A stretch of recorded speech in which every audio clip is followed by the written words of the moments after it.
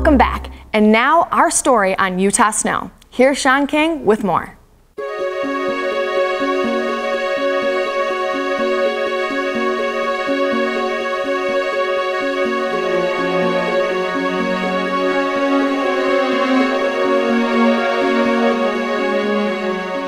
Jim Steenberg, avid deep POW skier, acclaimed professor of meteorological science at the University of Utah, and author of the very popular book, Secrets of the Greatest Snow on Earth. Jim has spent years researching and experiencing firsthand Utah powder. So does Utah have the greatest snow on Earth? Well, there's no definitive answer to that question, but we certainly have some of the very best powder skiing on Earth. And I think the only other region of the world that can maybe has a claim for the greatest snow on Earth would be Hokkaido Island in Japan. So what's some of the bigger misconceptions about Utah snow? I think there's at least two of them. One is that Utah snow is unusually special or unusually dry. I mean, our snow here is a little bit dry, but it's not especially dry. And so I usually use that as one of my bigger myths. The other one is the idea that the deep powder skiing in Utah is good everywhere. You know, Utah's powder reputation is really built on the Cottonwood Canyons. You can get good powder skiing elsewhere, but the frequency of good deep powder days, the frequency of quality powder is much higher in the Cottonwoods than there is elsewhere in the state.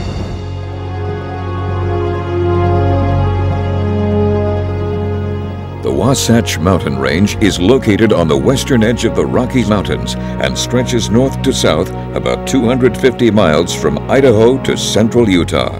From east to west, the Wasatch Range is some 70 miles wide. One major factor in the creation of the famous dry snow is that Utah is in a transitional snow climate between the wetter, warmer Sierra Nevada and Cascade Ranges to the west and the colder, drier continental climate of Colorado. So how dry is Utah's snow compared to other states or other parts of the world? Our snow is somewhat dry here. The average water content of Utah's snow is about 8.4%. So what that means is if you took the amount of snow and you melted it down into water, it would be about 8.4% as deep as what you had to start with.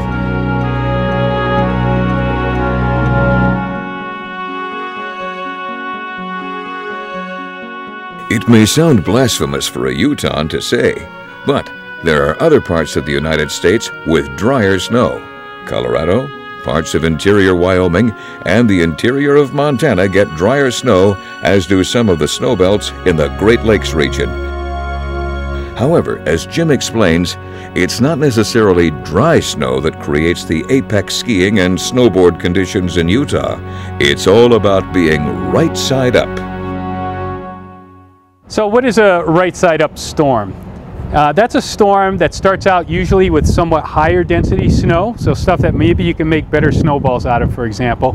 And then the storm over time gets colder and it produces drier, lower water content snow. And in that situation, the snowpack is stacked right for really great powder skiing because you have the driest snow on top and you have this higher density, higher water content snow below it. And that's optimal for ski flotation. It really helps the skis kind of float to the top of the snowpack.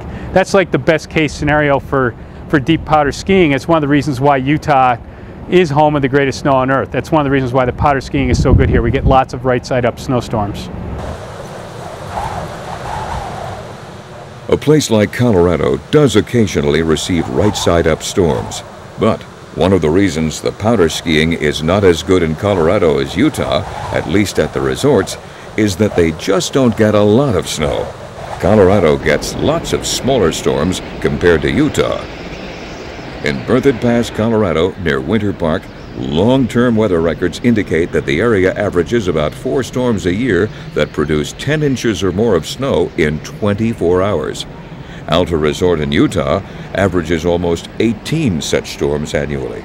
So if you want to ski deep powder, you got a much better chance here in Utah.